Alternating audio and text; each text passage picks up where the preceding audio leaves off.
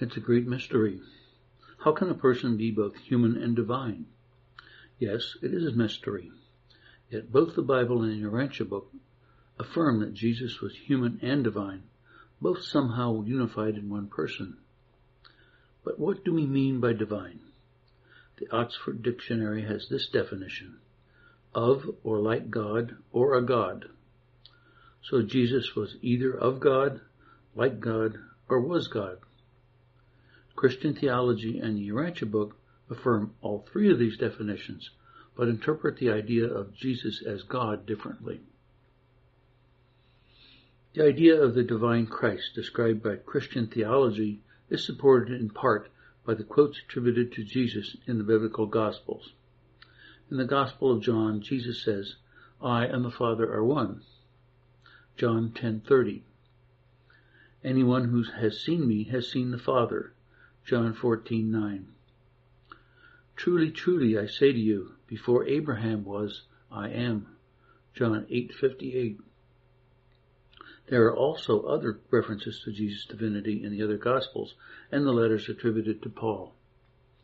But none of the biblical references describe his pre-human nature in detail.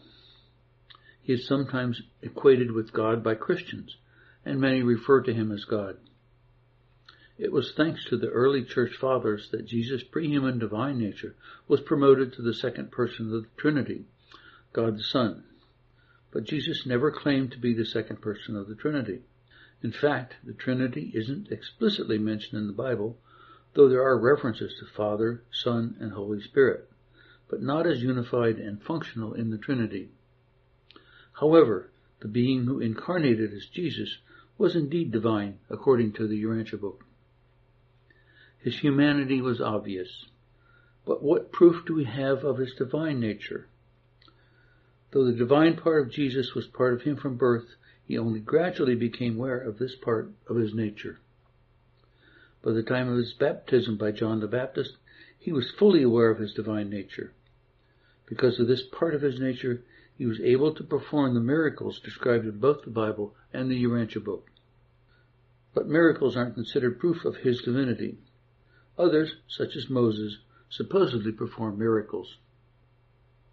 An apparent indication of Jesus' divine nature was the phenomenon that occurred after his baptism by John. This incident is mentioned in both the Bible and the Urantia book. Mark 1:9-11. In those days Jesus came from Nazareth of Galilee and was baptized by John in the Jordan. And when he came up out of the water, immediately he saw the heavens being torn open, and the Spirit descending on him like a dove. And a voice came from heaven, "You are my Son, whom I love. With you I am well pleased." Mark 1:11. This was God's approval of Jesus' life up to that point. A remarkable act of Jesus' divine nature was the resurrection of Lazarus. Lazarus' sisters appealed to Jesus to come and save Lazarus from death, but Jesus delayed, telling the sisters that his death was not final. By bringing Lazarus back to life, Jesus sent a message to his detractors that he was indeed the divine Son of God. Another astonishing proof of Jesus' divinity was his resurrection from the dead after 3 days in the tomb, as recorded in both the Bible and the Urantia book. Both books indicate that Jesus' divine nature pre-existed his human incarnation, but only the Urantia book describes his pre-existing divine self in detail. The authors tell us that the divine being who incarnated as Jesus was one of a class of spiritual beings called Creator Sons. The authors say that our Creator Son is known as Christ Michael. They inform us that he is not part of the Trinity, but rather is the offspring of the universal Father and the eternal Son, the first and second persons of the Trinity. Because of this heritage, he reflects the nature of both of his parents in his own nature. Creator sons have a volume of space in which they are the representatives of God the Father and God the Son, and are the spiritual heads of these realms, which are called local universes. Each Creator Son in charge of a local universe has a partner, known as a Mother Spirit or Divine Minister. She is a child of the infinite Spirit of the Trinity. So together, these two divine beings represent the three persons of the Trinity in their local universe. Together, these two have absolute spiritual authority in most matters within the local universe they oversee. Each local universe will eventually have about 10 million inhabited planets. Ours is only partially complete. So out of the millions of inhabited planets in our local universe, why did Christ Michael choose our planet on which to incarnate? Traditional Christian theology says that he was sent here by God to die on a cross, so that God would forgive our sins. The authors of the Urantia book strongly deny this concept, which is known as the atonement doctrine. They tell us that all created sons must complete 7 bestowals.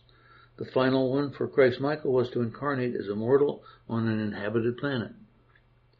After this final bestowal, the creator sons achieved the status of master sons, who are also known as Master Michaels. Was there something special about our planet compared to the other inhabited planets in his local universe that motivated him to choose it for his final incarnation? Perhaps he chose our planet because it was among the most spiritually needy, and he could gain the most experience by meeting the challenges that he encountered here. And he did meet those challenges to the satisfaction of our Paradise Father. And perhaps one of the most difficult of the challenges he had to deal with was his death on the cross. If we reject the atonement doctrine, then what purpose did his death serve? There are several possible reasons that he accepted his death on the cross. For one thing, he was aware that some of his disciples and apostles would be put to death for preaching the gospel Jesus taught them. He showed them that he was willing to die for the gospel he taught. He had warned them of the cost they might pay for following him, and now they knew for certain that cost. The courage and dignity Jesus showed in the face of his unjust death certainly made a great impression on those near to him, and inspired them to do likewise if they had to face the ultimate test of faith, and many of them did. Jesus also thought it was time to leave this life to allow the apostles to learn to function on their own. They were very dependent on Jesus for leadership. Still another reason for Jesus to face the cross was that he had pledged to live his life naturally, without using his divine powers to save himself. But he did not choose the cross. It was forced on him. How he faced his death on the cross could also have positively impressed some who had problems accepting his gospel. Seeing how he faced death with courage and compassion might cause them to stop wavering and commit themselves to believe in him and his gospel. Finally, Jesus' death on the cross was a last chance to demonstrate God's love through forgiveness of those who executed him.